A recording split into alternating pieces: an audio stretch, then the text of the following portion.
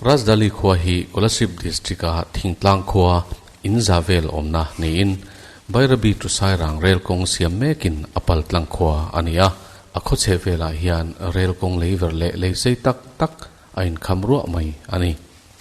Mizoram khodang teang bokin tlang chi pa om ania wangin tuilak na harsat na antok ve fo thina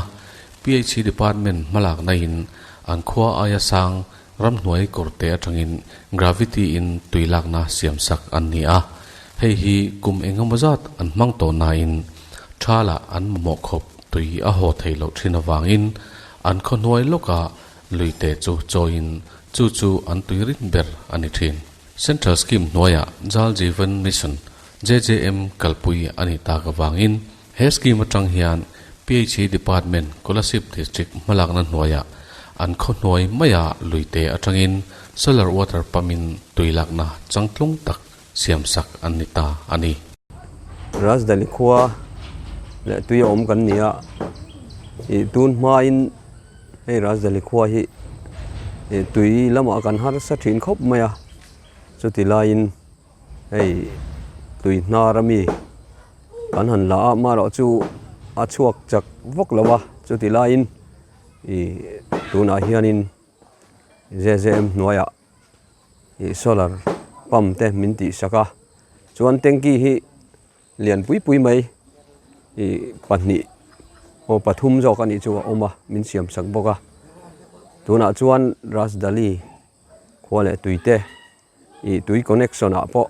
intina min siam sakta a I chu tianga wang chuan voinia tui hniang nar taka kan thei ta hi Rajdali khuate kan lom hle ani ti kha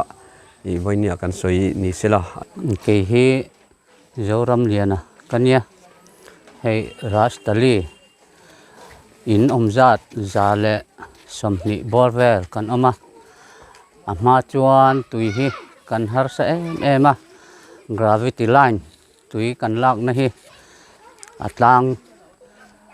le kan khua omdan ni nazir lawa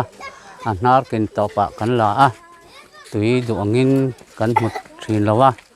ma se tuna chuan JJM khongai na in solar khumi tui khur nar lokami solar pama lak na tura mi an bua sai sakpi chi te khongai na awangin tuna chuan hei in tinin connection kan neya athlonin min pe a kan lom em a pe chi te chunga po tuna chuan hei pam te kan nei le zela kan lom em ani tuna kanom na hi Rajdali khua ania Kolasip district ania thingtlang khua inza somni borvel ania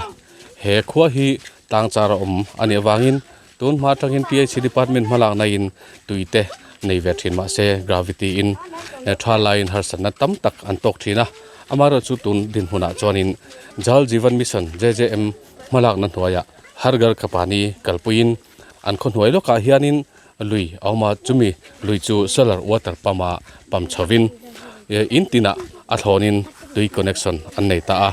thal wa ek char poni sela he kho hian tuya harsatna an tok to don lo ni in an ria an mani po hi an lom hle ani